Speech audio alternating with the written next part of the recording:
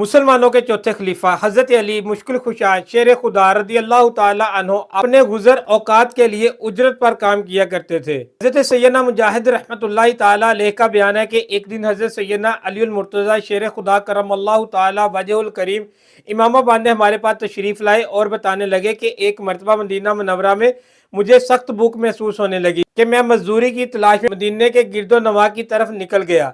वहां मैंने एक औरत देखी जिसने मिट्टी का एक ढेर जमा किया हुआ था जिसे वो पानी से तर करना चाहती थी। मैंने हाथ डोल के बदले एक खजूर मजदूरी तय की और 16 डोल खींचे, यहाँ तक कि मेरे हाथों में छाले पड़ गए।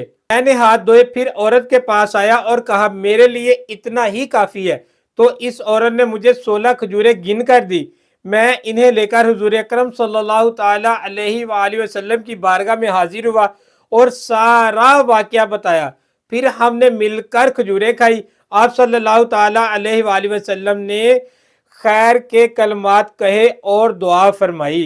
हजरत अली शेर खुदा करमल्लाहु ताला वजहुल करीम फरमाते हैं, एक मरतबा मैं एक बाग में गया। बाग के मालिक ने कहा कि हर डोल पर एक खजूर के बदले में इस बाग को सैराब कर दो।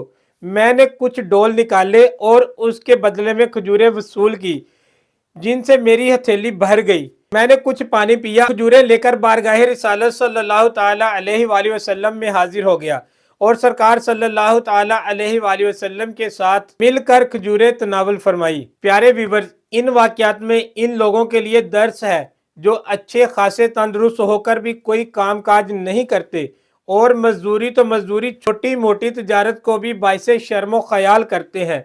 हालांकि हमारे बुजुर्गान दीन कस्बे हलाल के लिए छोटे मोटे काम को भी बुरा नहीं समझते थे।